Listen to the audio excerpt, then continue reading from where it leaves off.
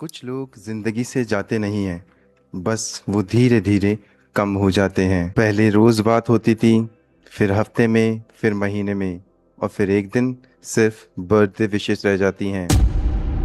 और सबसे अजीब बात, कोई लड़ाई भी नहीं हुई होती। मेरे स्कूल का एक दोस्त था।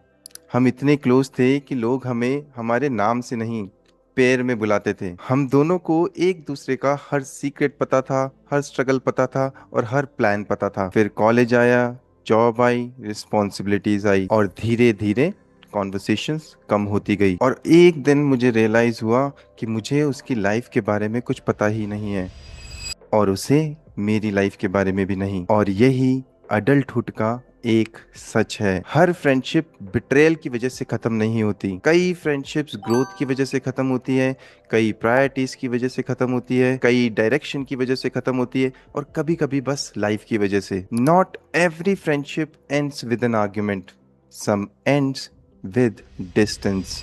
और डिस्टेंस की कोई आवाज नहीं होती, इसीलिए वो दर्द देता है। एक बार मैं एक रेलवे स्टेशन पर खड़ा था। वहाँ एक लाइन लिखी हुई थी, some people travel with us for a few stations only. तब मुझे लगा शायद रिलेशनशिप्स भी ऐसे ही होते हैं। हर इंसान जो तुम्हारी लाइफ में आया है, उसका रोल परमानेंट नहीं होता। कुछ लोग डेस्टिनेशन होते हैं और कुछ लोग डायरेक्शन।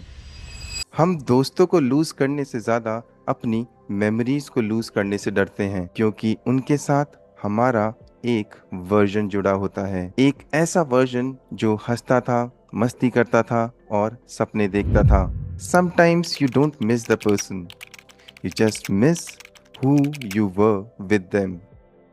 और ये बात समझने में लोगों को सालों लग जाते हैं।